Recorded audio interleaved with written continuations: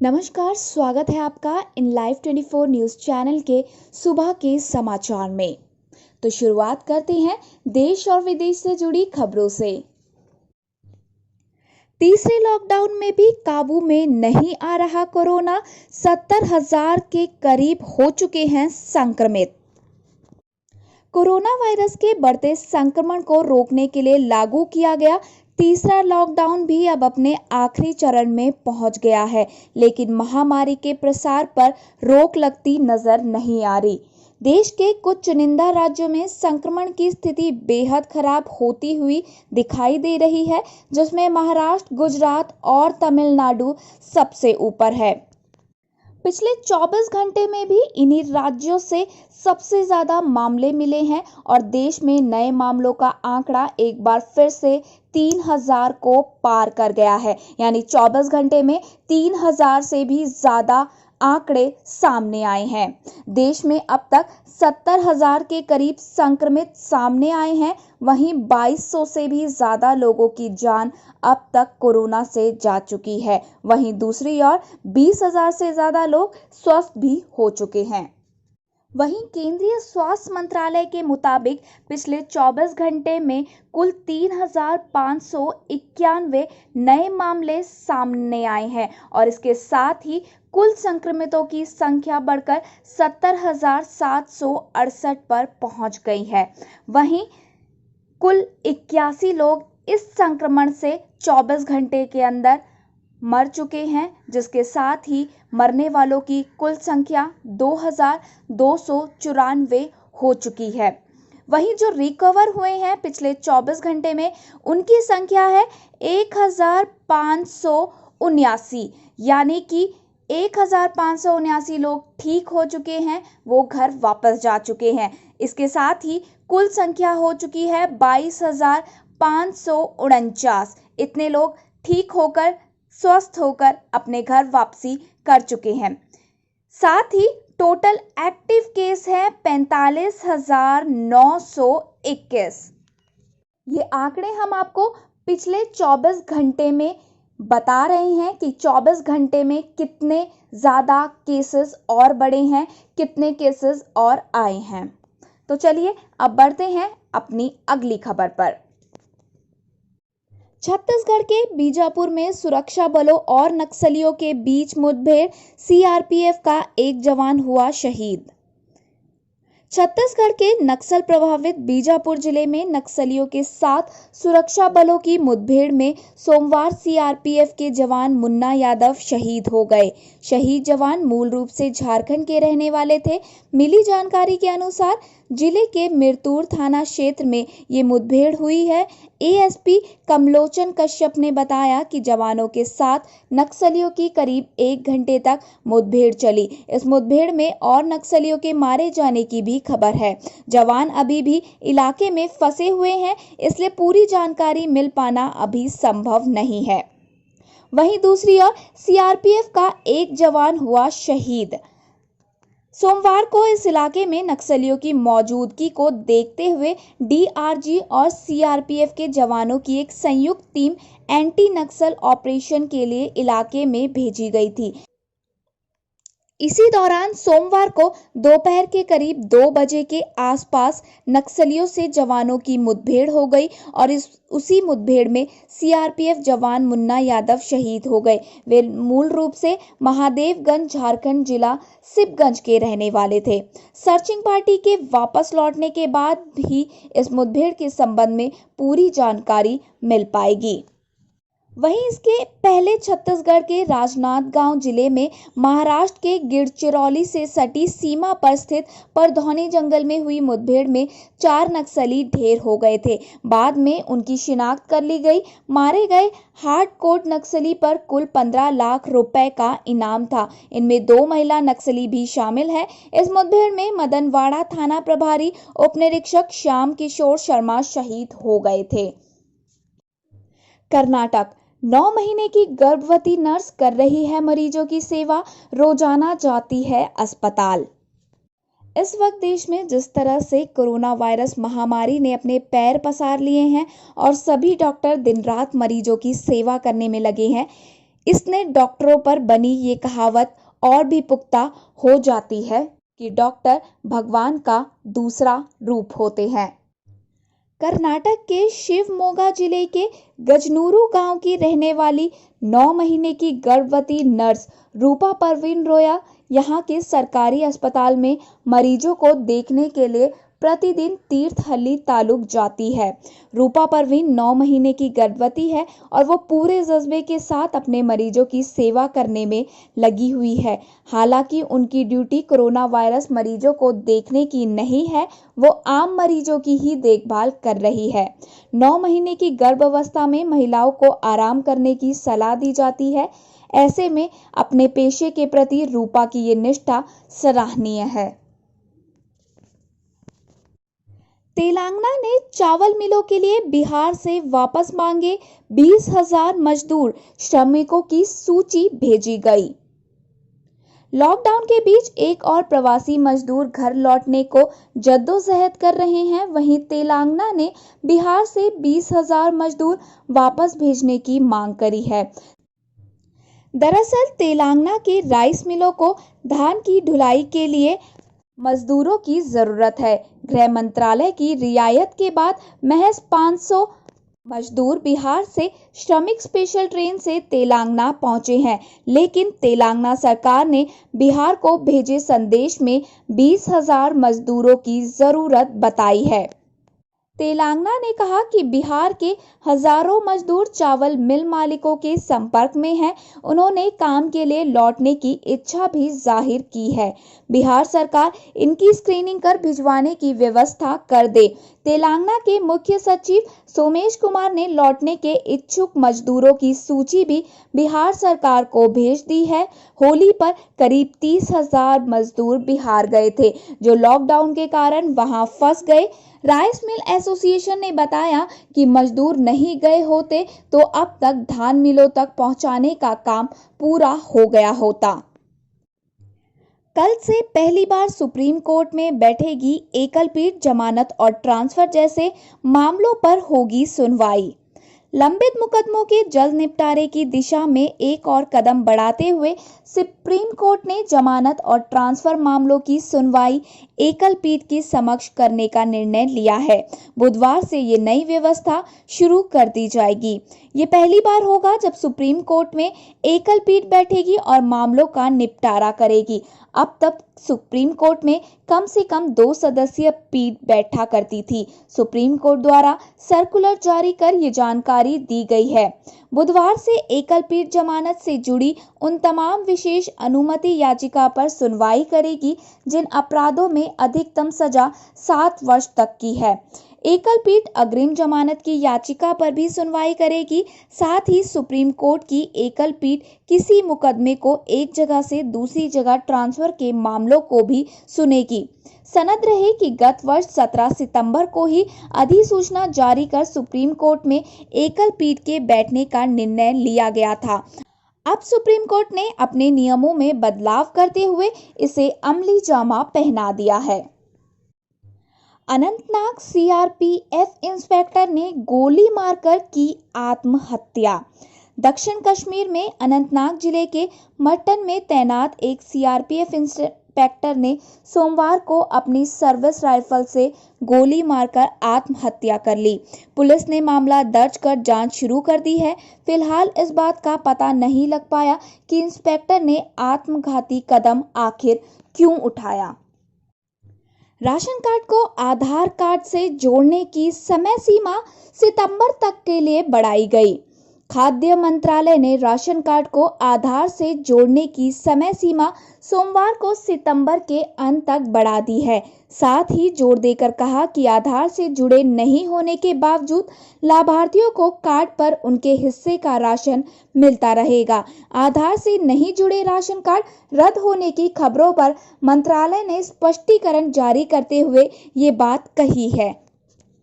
आधिकारिक बयान के अनुसार सभी राज्य सरकारों और केंद्र शासित प्रदेशों को राशन कार्ड को आधार संख्या से जोड़ने की जिम्मेदारी खाद्य एवं सार्वजनिक वितरण विभाग की 7 फरवरी 2017 की अधिसूचना के आधार पर दी गई है। इस अधिसूचना को समय समय पर संशोधित किया जाता रहा है। अब इस काम की समय सीमा को बढ़ाकर 30 सितंबर 2020 तक कर दिया गया है। रेलवे टिकट की बुकिंग शुरू होते ही मची होड़। कल रात 9:15 तक 30,000 से अधिक PNR हुए जनरेट। कोरोना वायरस संक्रमण और लॉकडाउन के बीच रेलवे ने कुछ शहरों के लिए 12 मई से देश के प्रमुख शहरों में ट्रेनों का संचालन फिर से शुरू करने का फैसला किया है। इसके लिए सोमवार से बुकिंग भी शुरू हो गई है। भारतीय रेलवे के अधिकारियों के अनुसार सोमवार रात 9:15 तक लगभग 30,000 PNR जनरेट किए गए हैं। लगभग 54,000 से अधिक यात्रियों को रिजर्वेशन टिकट जारी कर दिया गया है। भारतीय रेल के मुताबिक 12 मई से देश के 15 प्रमुख शहरों के लिए नई दिल्ली जंक्शन से स्पेशल ट्रेनें चलेंगी। इसके लिए ऑनलाइन टिकटों की बुकिंग सोमवार शाम 4 बजे से शुरू होनी थी, लेकिन तकनीकी गड़बड़ी की वजह से बुकिंग शाम 6 बजे से शुरू हुई। हालांकि इस बीच में भी वेबसाइट बीच में बंद होती रही। कोरोना के संक्रमण को ध्यान में रखते हुए रेलवे के द्वारा यात्रियों के लिए नई गाइडलाइंस भी जारी की गई है। ट्रेन से लेकर स्टेशन तक पर भीड़ की स्थिति उत्पन्न नहीं हो, इसका पूरा ख्याल रखा जा रहा है। नई दिल्ली जंक्शन की बात करें तो सिर्फ पहाड़गंज की तरफ से ही एंट्री आपको मिलेगी। Crime patrol fame Shafiq Ansari ने कैंसर से हारी जंग, मुंबई में हुआ निधन। टीवी इंडस्ट्री से एक दुखद खबर सामने आई है। Crime patrol fame actor Shafiq Ansari का 10 मई 2020 को निधन हो गया। शफीक कई सालों से कैंसर से जंग लड़ रहे थे, लेकिन अंत में वे कैंसर से लड़ाई हार बैठे। रविवार को मुंबई में उनका निधन हुआ। असम के स्वास्थ्य मंत्री के ट्वीट से करी गई छेड़छाड़, बढ़ाकर दिखाए गए कोरोना के केस। असम के स्वास्थ्य मंत्री डॉक्टर हेमंत बिस्व शर्मा के ट्वीट के साथ छेड़छाड़ का मामला सामने आया है। शर्मा के एक पुराने ट्वीट में कोविड-19 के मामलों की संख्या बदलकर दिखाई गई है। स्वास्थ्य मंत्री की ओर से इस पर चिंता जाहिर करने के बाद पुलिस ने जांच शुरू कर दी है। शर्मा ने पुलिस से इस मामले में FIR दर्ज कराने की मांग की है। असम के स्वास्थ्य मंत्री शर्मा ने कहा, मेरे ट्वीट के स्क्रीनशॉट में बदलाव से मैं चिंतित हूं, जिसमें संख्या को बदल कर दिया गया है। शर्मा ने असम के पुलिस महानिदेशक से आग्रह किया कि इस मामले में FIR दर्ज की जाए। हेमंत बिस्वा शर्मा के एक ट्वीट में बदलाव कर सोशल मीडिया पर डाला गया है। इसमें कहा गया है कि 8 और लोग कोरोना पॉजिटिव पाए गए हैं, जिन्होंने एक बस में राजस्थान से यात्रा की है। इसी बस में काचर जिले के एक कोविड पॉजिटिव व्यक्ति ने भी यात्रा की है। ईद की नमाज को लेकर फतवा जारी, जश्न को लेकर दी गई हिदायतें। देश में कोरोना के जानलेवा संक्रमण को फैलने से रोकने के लिए लगाया गया लॉकडाउन अभी जारी है। ये देशव्यापी लॉकडाउन फिलहाल 17 मई तक चलेगा। इस बीच लखनऊ में ऐशबाग के दारुल उलूम मदरसे ने समाज के लिए एक फतवा जारी किया है। ये फतवा लॉकडाउन बढ़ने की स्थिति में ईद और अलविदा की नमाज को लेकर जारी किया गया है। बता दें कि ऐसी संभावना जताई जा रही है कि लॉकडाउन अभी और बढ़ाया जा सकता है, क्योंकि कोरोना के नए मामले काफी तेजी से सामने आ रहे हैं। लखनऊ में ऐशबाग के दारुल उलूम मदरसे की तरफ से सोमवार को जारी किए गए फतवे में कहा गया है कि ईद के लिए नए कपड़े जरूरी नहीं है, जो आपके पास है उन्हीं का इस्तेमाल करें। ये फतवा मुस्लिम धर्मगुरु मौलाना खालिद रशीद फरंगी महली ने जारी किया है। इस्लामिक सेंटर ऑफ इंडिया के अध्यक्ष मौलाना खालिद रशीद फरंगी महली ने फतवे में आगे कहा कि लॉकडाउन बढ़ने और मस्जिदों को परमिशन ना मिलने पर वर्तमान व्यवस्था लागू रहेगी। इमाम मुअज्जम के अलावा जो 3 लोग नमाज वर्तमान में पढ़ रहे हैं, वही लोग ईद और अलविदा की नमाज भी पढ़ेंगे। फतवे में आगे कहा गया है कि बाकी सभी लोग अपने घरों पर ही नमाज अदा करें। घर के 4 लोगों में एक व्यक्ति इमामत कर नमाज पढ़ ले। ईद की नमाज आपके घर में हो जाएगी।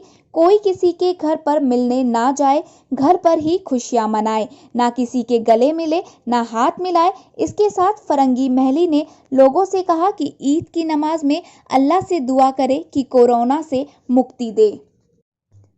कोरोना महामारी में दुनिया की मदद के लिए फरिश्ता बनी भारतीय नर्स। कोरोना महामारी से जूझ रही दुनिया में लोगों की जान बचाने के लिए भारतीय नर्स से फरिश्ता बन रही है। यूरोप हो या अमेरिका, खाड़ी के देश हो या फिर हो अफ्रीका, हर जगह खतरों से जूझते हुए दिन रात सेवा भाव से जुटी हुई हैं। संक्रमण फैला, कई साथियों की मौत हुई, इसके बावजूद उन्होंने हिम्मत नहीं हारी। विश्व भर में अपनी पहचान विश्व स्वास्थ्य संगठन के मुताबिक हजारों भारतीय नर्सें अमेरिका, ब्रिटेन और मध्य पूर्व में महामारी के मोर्चे पर जूझ रही हैं। 2 दिन पहले स्वास्थ्य संकट का सामना कर रहे दुबई की मदद के लिए भी 88 भारतीय नर्सों का नया दल वहां पहुंच गया है। Organisation of economic cooperation and development के मुताबिक भारत से सबसे ज्यादा नर्स और स्वास्थ्यकर्मी दुनिया से जाते हैं। करीब 56,000 पंजीकृत नर्स तो सिर्फ अमेरिका, ब्रिटेन, कनाडा और ऑस्ट्रेलिया में काम कर रही हैं। देश में पड़ सकती है कमी। विश्व स्वास्थ्य संगठन ने चेताया है कि आने वाले दिनों में भारत में नर्सों की कमी पड़ सकती है, क्योंकि यहां से नर्सें बेहतर अवसर के लिए अन्य मुल्कों में नौकरी करने जा रही है। स्वास्थ्य मंत्रालय के मुताबिक भारत में 1000 लोगों पर 1.7 नर्स है, जबकि WHO के अनुसार 1000 लोगों पर 3 नर्स होनी चाहिए। सऊदी अरब ने वस्तुओं पर टैक्स 3 गुना बढ़ाया, खर्च में भी की कटौती। कोरोना वायरस महामारी और तेल की कम कीमत की मार झेल रहे सऊदी अरब ने सोमवार को बुनियादी वस्तुओं पर लगने वाले मूल्य वर्धित कर 3 गुना कर 15% करने की घोषणा की। साथ ही विभिन्न परियोजनाओं और अन्य मदों में होने वाले खर्च में करीब 26 अरब डॉलर की कटौती करेगा। देश के वित्त मंत्री के अनुसार इतना ही नहीं, सऊदी नागरिकों को 2018 से लागू रहन सहन लागत भत्ता से भी हाथ धोना पड़ेगा। सऊदी अरब की अर्थव्यवस्था को विविध रूप देने के प्रयासों के बावजूद देश अभी भी काफी हद तक तेल आय पर निर्भर है। चीन में फिर से लौट रहा है कोरोना वायरस संक्रमण। वुहान में बढ़ने लगे मामले, शुलान शहर में लॉकडाउन। चीन में कोरोना वायरस महामारी के दूसरे दौर की शुरुआत की आशंका बढ़ गई है। कोरोना वायरस के पहले केंद्र वुहान और उत्तर पूर्व जिलिन प्रांत में 24 घंटों में कोरोना के केस गुच्छों में मिलने के बाद चिंता बढ़ गई है।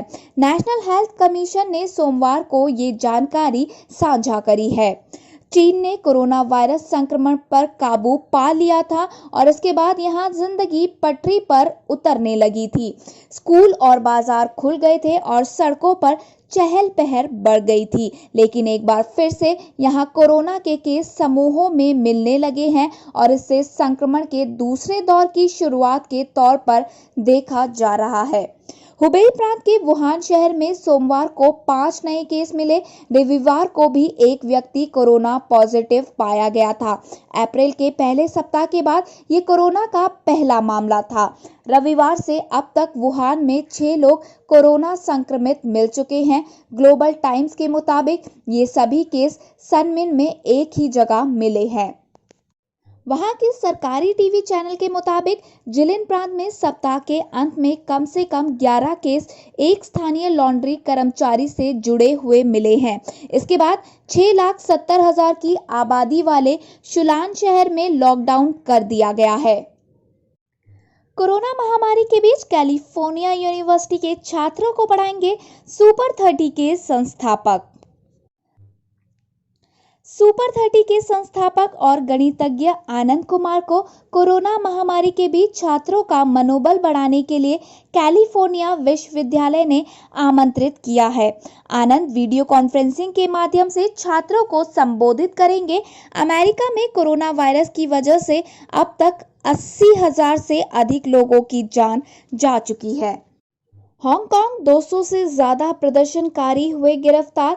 पुलिस ने भीड़ पर काली मिर्च पाउडर की गोलियां भी चलाईं।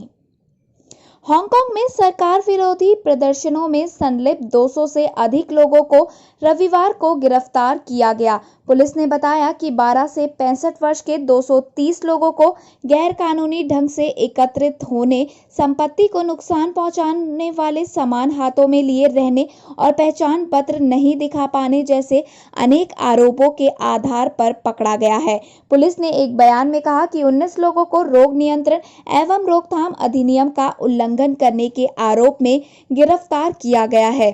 बताया गया है कि प्रदर्शनकारियों ने पुलिस को घेर लिया था, जिसके बाद भीड़ को तितर-बितर करने के लिए पुलिस ने काली मिर्च पाउडर की गोलियां चलाई। धन्यवाद। आगे की और खबरों के लिए बने रहिए हमारे साथ इन लाइव 24 न्यूज़ चैनल पर।